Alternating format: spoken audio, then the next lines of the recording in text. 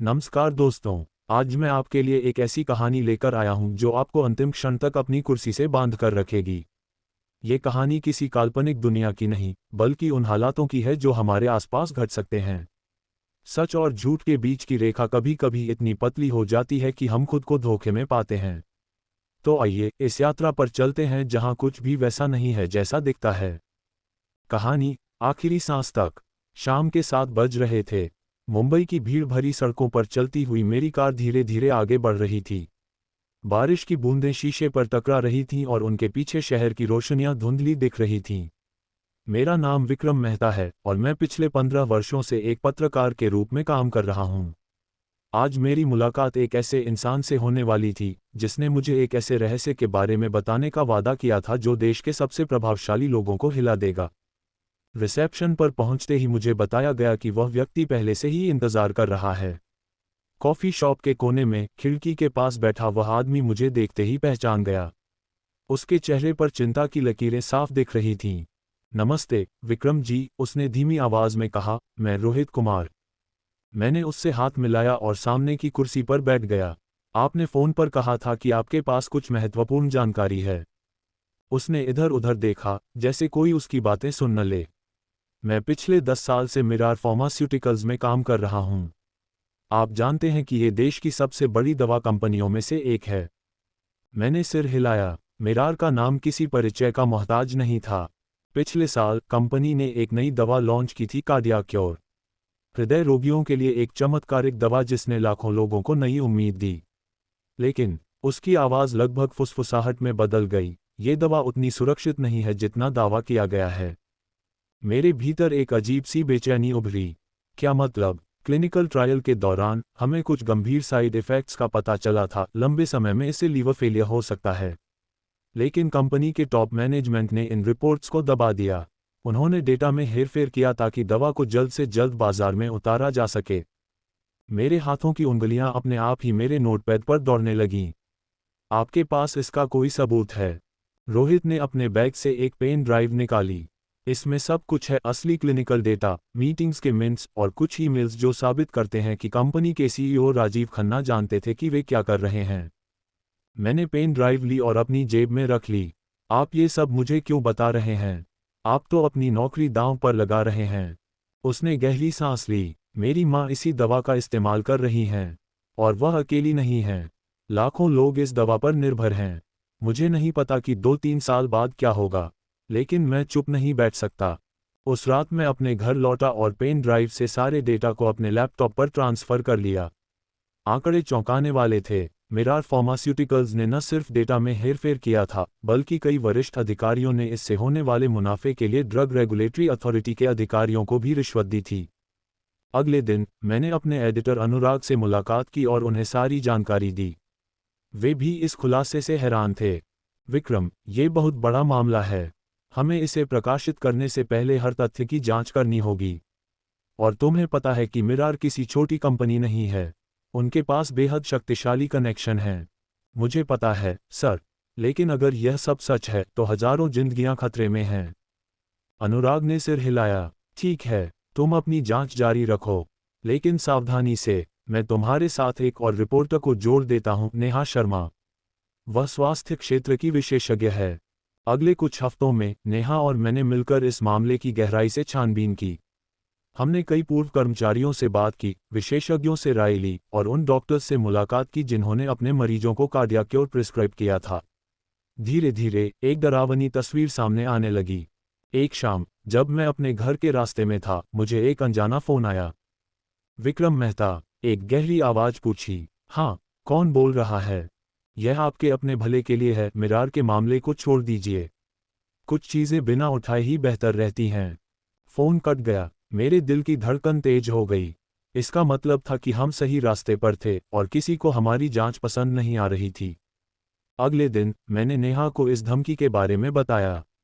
उसकी आंखों में चिंता थी, लेकिन उसके इरादे मजबूत थे। हम पीछे नहीं हटेंगे विक्रम। ये सिर्फ हमारी स्टोरी नहीं है, यह उन हजारों मरीजों की जिंदगी का सवाल है जो इस दवा पर भरोसा कर रहे हैं। हमारी जांच जारी रही। हमने पाया कि कार्डियक क्योर के कारण पिछले 6 महीनों में कई मरीजों को गंभीर लीवर डैमेज हुआ था, लेकिन ये मामले या तो दबा दिए गए थे या फिर उन्हें अन्य कारणों से जोड़ दिया गया था। एक दिन रोहित का फोन आया। उसकी आवाज़ कांप रही थी। विक्रम, मुझे लगता है कि किसी को पता चल गया है कि मैंने तुम्हें जानकारी दी है। मेरे ऑफिस के कंप्यूटर में किसी ने घुसपैठ की है और मेरे घर के बाहर अजीब लोग घूम रहे हैं। रोहित, तुम सुरक्षित जगह पर चले जाओ। मेरे दोस्त का एक फार्म हाउस है शहर से बाहर। मैं तुम्हें वहां का एड्रेस भेजता हूँ। ठीक है, मैं आज रात ही निकल जाऊंगा। उस रात मैं देर तक अपने ऑफिस में काम करता रहा।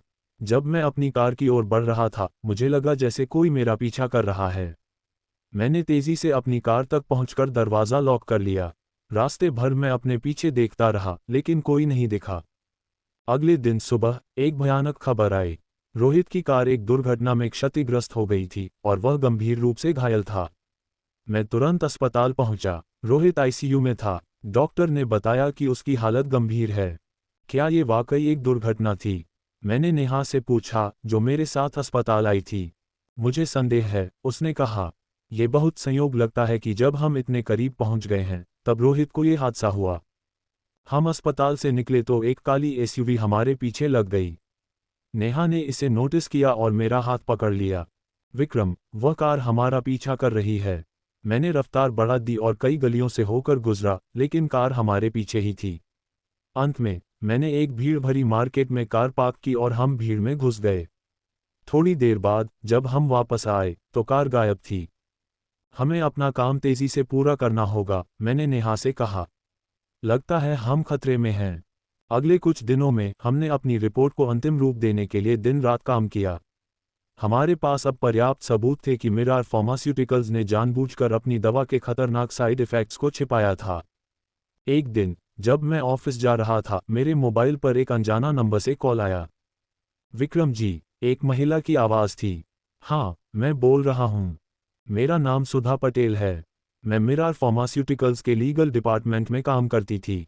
मुझे पता है कि आप कार्डिया क्योर के बारे में एक स्टोरी पर काम कर रहे हैं। मेरे पास कुछ ऐसी जानकारी है जो आपके काम आ सकती है। मेरा दिल तेजी से धड़कने लगा। हम कहाँ मिल सकते हैं? मारिन ड्राइव पर, शाम 7 बजे। उस शाम मैं और नेहा मारिन ड्राइव पर पहुंचे। सुधा एक बेंच पर हमारा इंतजार कर रही थी। वह लगभग 40 की उम्र की एक प्रोफेशनल दिखने वाली महिला थी। मैंने पिछले महीने मिरार छोड़ दिया, उसने बताया। मुझे कंपनी के कुछ फैसलों से समझौता नहीं करना था। कार्डिया क्योर के मामले में मुझे पता था कि कुछ गलत हो रहा है। जब प्रारंभिक रिपोर्ट्स आई तो मुझे डिस्कशन से बाहर रखा गया। आप हमें क्या बता सकती हैं? नेहा ने पूछा। सुधा ने अपने बैग से एक फाइल निकाली।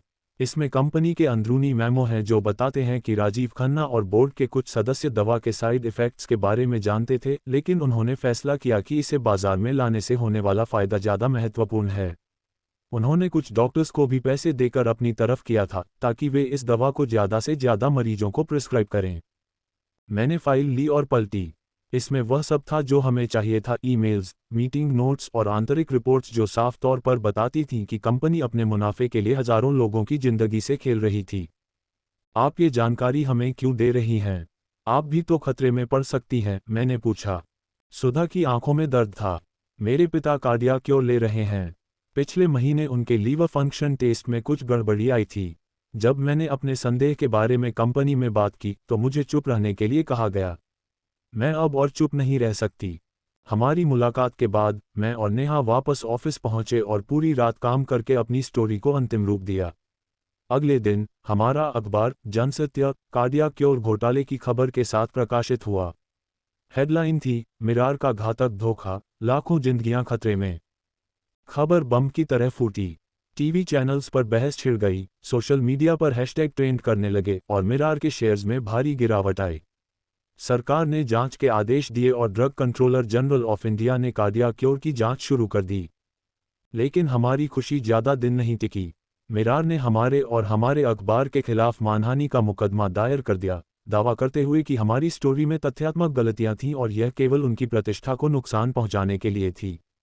अचानक रोहित अस्पताल से गायब हो गया। जब मैं उससे मिलने गया तो नाज ने बताया कि उसे दूसरे अस्पताल ट्रांसफ़र कर दिया गया था, लेकिन किसी को नहीं पता था कि कहाँ।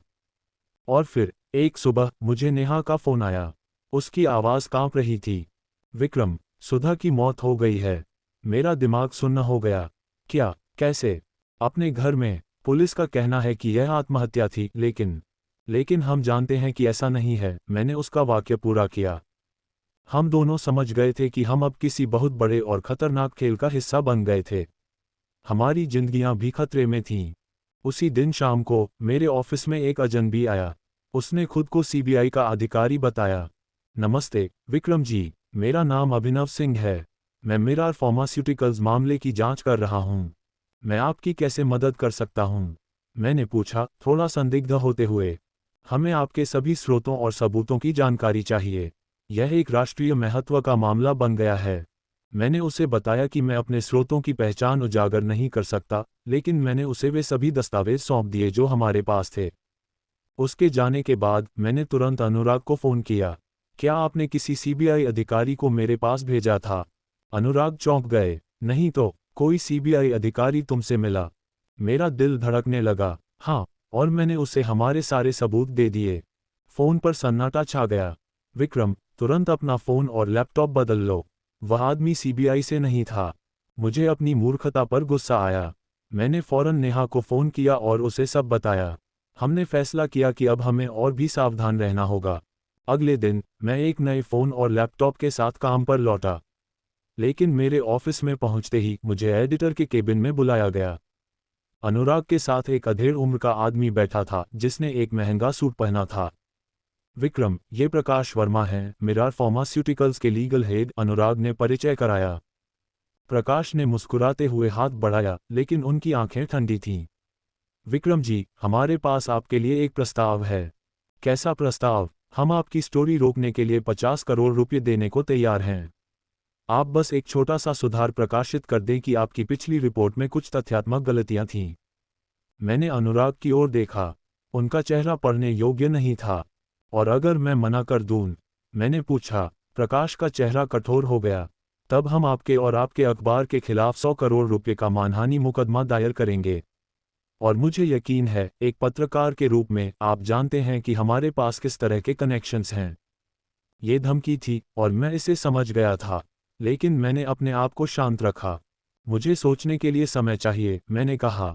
बिल्कुल, आपके पास कल तक का समय है, प्रकाश ने कहा और उठकर चला गया। जैसे ही दरवाजा बंद हुआ, मैंने अनुराग से पूछा, सर आप क्या सोचते हैं? अनुराग ने गहरी सांस ली। विक्रम, ये बहुत बड़ा दबाव है। मिरार के पास अपार संसाधन हैं। वे हमारे अखबार को बंद करवा सकते हैं। लेकिन हमारी स्टोरी सच है, सर। हमारे पास सबूत हैं। मैं जानता हूं, लेकिन कभी कभी सच काफ़ी नहीं होता। तुम्हें और नेहा को खतरा भी है। मैं अपने केबिन में लौटा और नेहा को सब कुछ बताया। वह भी इस धमकी से परेशान थी, लेकिन हमारा इरादा डिगा नहीं। हम झुकेंगे नहीं, विक्रम, उसने दृढ़ता से कहा। हमने जो कुछ किया है वह सही है। अगर हम अब हार मान लेंगे तो लाखों लोगों की जिंदगियां खतरे में रहेंगी। उस शाम मैं अपने घर लौट रहा था जब मुझे एक अजीब एहसास हुआ कि कोई मेरा पीछा कर रहा है। मैंने अपनी गति बढ़ा दी और सीधे अपने अपार्टमेंट तक पहुंचा। दरवाज़ा बंद करके मैंने अपने फ्लैट की खिड़की से बाहर झांका। सड़क पर एक काली कार खड़ी थी और कोई मेरी बिल्डिंग को देख रहा था। मैंने तुरंत नेहा को फ़ोन किया। नेहा, मुझे लगता है कि कोई मेरे घर के बाहर नज़र रख रहा है। मैं तुम्हारे पास आ जाऊं? उसने चिंतित होकर पूछा। नहीं, तुम अपने घर पर ही रहो। मैं पुलिस को बुलाता हूं। लेकिन जब मैंने वापस खिड़की से देखा तो कार वहां से गायब थी। अगली सुबह मेरा फ़ोन बजा। एक अनजान नंबर था। हेलो, मैंने उत्तर दिया। विक्रम जी, एक परिचित आवाज़ थी। रोहित, रोहित, तुम कहाँ हो? तुम ठीक तो हो? मैं सुरक्षित हूँ, विक्रम जी। मुझे अस्पताल से बाहर निकालने के लिए मेरे एक दोस्त ने मदद की। मुझे पता था कि वे वहां मुझे ढूंढ रहे होंगे। कौन? वे मिरार के लोग। मुझे विश्वास है कि मेरा एक्सीडेंट कोई हादसा नहीं था। वह जानबूझकर मेरी कार से टकराया था। मेरे दिमाग में एक विचार आया। रोहित, क्या तुम्हारे पास अभी भी कोई सबूत है जो हमारे काम आ सके? हाँ, मेरे पास कुछ और फाइल्स हैं जो मैंने नहीं दिखाई थीं। इनमें कंपनी के सीईओ और मंत्रियों के बीच हुई मीटिंग्स के ऑडियो रिकॉर्डिंग्स हैं। मेरा दिल तेजी से धड़का। वे कहाँ हैं? मेरे घर में, एक छिपे हुए सेफ में। मैं तुम्हें बताता हूँ कि वे कहाँ हैं और कैसे उन्हें निकालना है। उसी शाम मैं और नेहा रोहित के घर गए। उसने हमें बताया था कि उसके बेडरूम में एक पेंटिंग के पीछे एक छोटा सा सेफ है। हमें सावधानी से उसके घर में घुसना था क्योंकि शायद वहां निगरानी हो सकती थी। हम अंधेरे में उसके घर पहुंचे और पीछे के दरवाजे से अंदर घुसे। बेडरूम में जाकर हमने पेंटिंग हटाई और सेफ मिला। रोहित ने हमें कोड बताया था 7283। सेफ खुला और अंदर एक छोटा सा हार्ड ड्राइव था। मिल गया, नेहा ने खुशी से कहा। लेकिन तभी हमें बाहर से आवाजें सुनाई दीं। कोई घर में घुस रहा था। छिपो, मैंने फुसफुसाते हुए कहा और हम दोनों बेड के नीचे घुस गए। 2 लोग कमरे में आए। उनकी बातचीत हमें साफ सुनाई दे रही थी। सेफ यहीं होना चाहिए, एक आदमी ने कहा। जल्दी करो, हमें वह हार्ड ड्राइव मिलना ही चाहिए, दूसरे ने जवाब दिया। मैंने नेहा का हाथ दबाया। हमारी सांसें थम गई थीं। अरे, सेफ खुला हुआ है, पहले आदमी ने कहा, और हार्ड ड्राइव गायब है। लानत है, कोई हमसे पहले यहां आ चुका है, दूसरे ने गुस्से से कहा। उन्होंने पूरे कमरे की तलाशी ली लेकिन हमें नहीं देखा। कुछ देर बाद वे निराश होकर चले गए। हम बेड के नीचे से बाहर निकले, अपनी सांसें रोके हुए। वे चले गए। नेहा ने फुसफुसाते हुए पूछा। हाँ, लेकिन हमें भी जल्दी यहाँ से निकलना होगा, मैंने कहा। हम जल्दी से घर से बाहर निकले और अपनी कार में बैठ गए। ये हार्ड ड्राइव हमारा सबसे बड़ा हथियार हो सकता है, मैंने कहा, ड्राइव को अपनी जेब में रखते हुए। अगले दिन हमने हार्ड ड्राइव को अपने कंप्यूटर से कनेक्ट किया। उसमें कई ऑडियो फाइल्स थीं। हमने पहली फाइल चलाई। राजीव जी, आपकी दवा को मंजूरी मिल जाएगी, लेकिन इसके लिए हमें 10 करोड़ चाहिए, एक आवाज ने कहा। पैसों की चिंता मत करो, मंत्री जी। बस ये सुनिश्चित करें कि रिपोर्ट्स के बारे में कोई सवाल न उठे, राजीव खन्ना की आवाज थी। हमारी आंखें चौड़ी हो गईं। ये साक्ष्य न सिर्फ मिरार फार्मास्यूटिकल्स को, बल्कि सरकार के कुछ वरिष्ठ अधिकारियों को भी फंसा सकता था। हमें इसे तुरंत प्रकाशित करना होगा, नेहा ने कहा। हाँ, लेकिन इस बार हमें और भी सावधान रहना होगा। हम पहले ही देख चुके हैं कि वे किस हद तक जा सकते हैं। हमने फैसला किया कि हम इस बार अपनी स्टोरी को न सिर्फ अपने अखबार में, बल्कि कई अखबारों और ऑनलाइन प्लेटफॉर्म्स पर एक साथ प्रकाशित करेंगे ताकि इसे दबाया न जा सके। मैंने अनुराग से बात की और उन्हें सारा प्लान बताया। पहले तो वे हिचकिचाए, लेकिन जब उन्होंने ऑडियो रिकॉर्डिंग सुनी तो वे भी सहमत हो गए। ठीक है, विक्रम, कल सुबह हम इसे प्रकाशित करेंगे। लेकिन आज रात तुम और नेहा कहीं सुरक्षित जगह पर रहो। मैं एक विश्वसनीय पुलिस अधिकारी से बात करूंगा जो तुम्हारी सुरक्षा का इंतजाम करेगा। उस रात मैं और नेहा शहर के बाहर एक गेस्ट हाउस में रुके। हमने अपनी स्टोरी को अंतिम रूप दिया और सभी सबूतों को एक साथ रखा। अचानक मेरे फोन पर एक अनजाना नंबर से कॉल आया। हेलो, मैंने उत्तर दिया। विक्रम, मैं प्रकाश वर्मा बोल रहा हूं, मिरार से। मेरा दिल धड़का। हाँ, बोलिए। हमें पता है कि तुम्हारे पास रोहित का हार्ड ड्राइव है, और हमें ये भी पता है कि तुम कहाँ हो। तुम्हारे पास 2 विकल्प हैं, या तो हमें वह हार्ड ड्राइव दे दो और 1 अरब रुपये ले लो, या फिर। उसकी आवाज़ खतरनाक ढंग से धीमी हो गई। परिणाम भुगतने के लिए तैयार रहो। मैंने नेहा की ओर देखा, जो मेरे पास ही बैठी थी। मुझे सोचने के लिए समय चाहिए, मैंने कहा और फ़ोन रख दिया। क्या हुआ? नेहा ने पूछा। मैंने उसे सब बताया, लेकिन उन्हें कैसे पता चला कि हम यहाँ हैं? शायद अनुराग। नेहा की आवाज़ धीमी हो गई। मुझे यकीन नहीं हो रहा था। नहीं, वे इतने साल से मेरे साथ रहे हैं। वे ऐसा नहीं करेंगे। तो फिर कौन? हमने अपने फ़ोन चेक किए। तभी मुझे एहसास हुआ मेरे नए फ़ोन में भी ट्रैकिंग सॉफ्टवेयर हो सकता था। हमें यहाँ से निकलना होगा अभी, मैंने कहा। हम जल्दी से अपना सामान बांधकर निकल पड़े। बाहर बारिश हो रही थी। हमने अपनी कार निकाली और शहर की ओर बढ़े।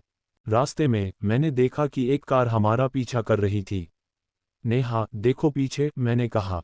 नेहा ने पीछे मुड़कर देखा। हाँ, वे हमारा पीछा कर रहे हैं।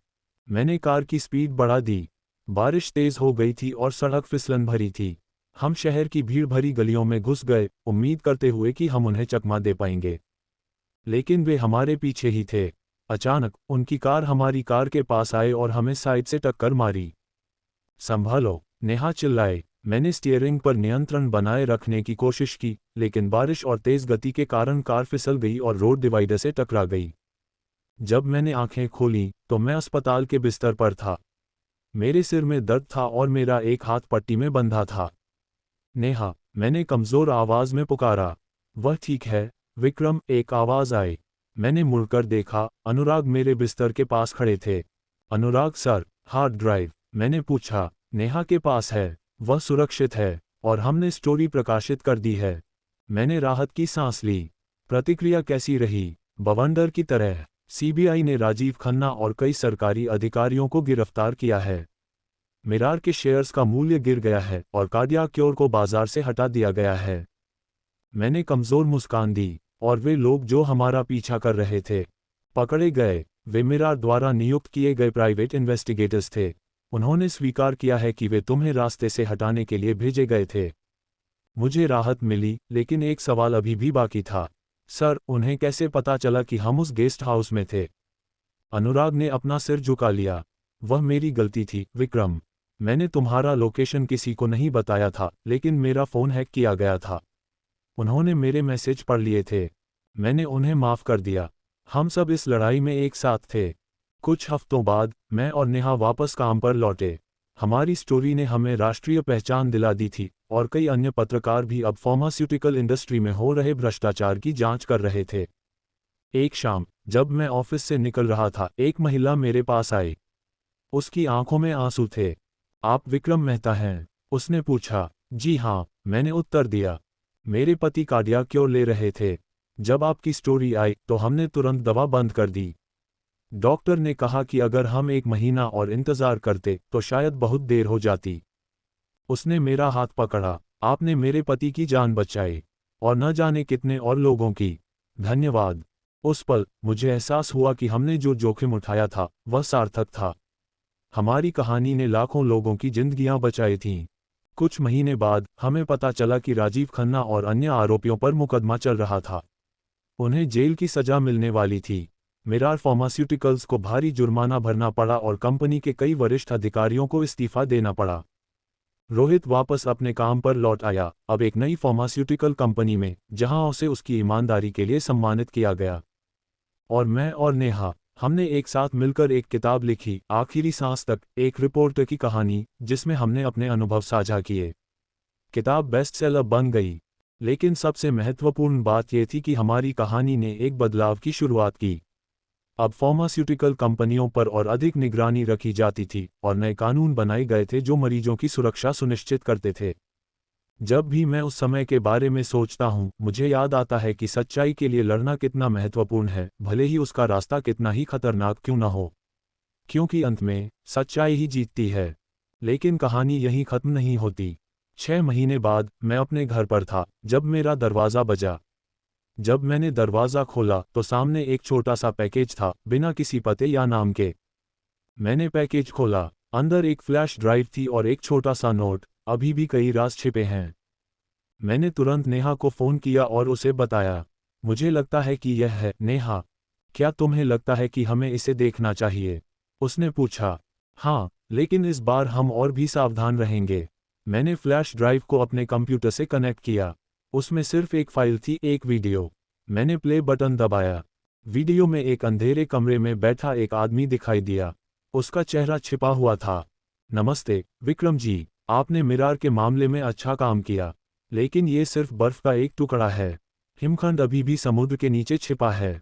उसने एक फाइल निकाली। इसमें देश की 5 प्रमुख फार्मास्यूटिकल कंपनियों के बारे में जानकारी है, जिनके डायरेक्टर्स और मिरार के बीच संबंध हैं। वे सभी एक नेटवर्क का हिस्सा हैं जो न केवल खराब दवाएं बेच रहा है, बल्कि दवाओं की कीमतों में कृत्रिम वृद्धि भी कर रहा है, जिससे गरीब मरीजों को बहुत नुकसान हो रहा है। मेरा दिमाग चकरा गया। ये तो पहले से भी बड़ा घोटाला लग रहा था। मैं जानता हूं कि आप सोच रहे होंगे कि मैं कौन हूं, आदमी ने जारी रखा।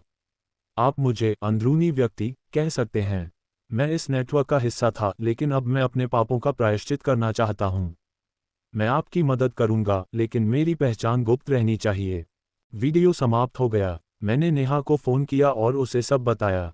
क्या ये कोई ट्रैप हो सकता है? उसने सवाल किया। हो सकता है, लेकिन अगर यह सच है तो यह एक और बड़ी स्टोरी हो सकती है। हमने फैसला किया कि हम सावधानी से आगे बढ़ेंगे। इस बार हमने अपने साथ एक साइबर सिक्योरिटी एक्सपर्ट को भी जोड़ा, जो हमारी डिजिटल सुरक्षा सुनिश्चित करेगा। लेकिन हमें पता था कि अगली लड़ाई और भी कठिन होगी, क्योंकि इस बार हम न सिर्फ एक कंपनी बल्कि पूरे एक नेटवर्क के खिलाफ लड़ रहे थे। जैसे जैसे मैंने उस रहस्यमय संदेश के बारे में सोचा, मुझे एहसास हुआ कि सच्चाई का पीछा करना एक कभी न खत्म होने वाला मिशन है। हर जवाब के साथ नए सवाल उठते हैं, और हर सच के पीछे एक और गहरा राज छिपा होता है। लेकिन मैं तैयार था, क्योंकि जब तक सांस चलती है तब तक सत्य की खोज जारी रहेगी। आखिरी सांस तक सत्य की खोज। दिन बीतते गए। मैं और नेहा अपने नए मिशन पर काम कर रहे थे, लेकिन सावधानी से। हमने सीधे उस अंदरूनी व्यक्ति से संपर्क करने का फैसला किया। हमने एक विशेष ईमेल आईडी बनाई और फ्लैश ड्राइव में दिए गए एक छिपे हुए कोड के माध्यम से संदेश भेजा। 2 दिन बाद जवाब आया। शनिवार को रात 11 बजे पुराने बंदरगाह पर। अकेले आना। मैंने नेहा से बात की। ये खतरनाक लगता है। मैं तुम्हारे साथ आऊंगी, उसने कहा। नहीं, उसने अकेले आने को कहा है। अगर वह सचमुच हमारी मदद करना चाहता है तो मैं उसका विश्वास नहीं तोड़ना चाहता। लेकिन मैं तुम्हें अकेले नहीं जाने दूंगी। हम एक प्लान बनाएंगे। हमने तय किया कि नेहा दूर से नजर रखेगी और अगर कुछ गड़बड़ हो तो तुरंत पुलिस को बुलाएगी। शनिवार की रात मैं पुराने बंदरगाह पहुंचा। जगह सुनसान थी, सिर्फ दूर से आने वाली समुद्र की लहरों की आवाज़ और पानी से टकराती नावों की खड़खड़ाहट सुनाई दे रही थी।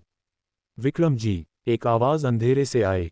मैं चौंका। कौन है? एक आदमी अंधेरे से बाहर आया। उसका चेहरा हुड के नीचे छिपा था। मैंने आपको फ्लैश ड्राइव भेजी थी। आप कौन हैं और क्यों?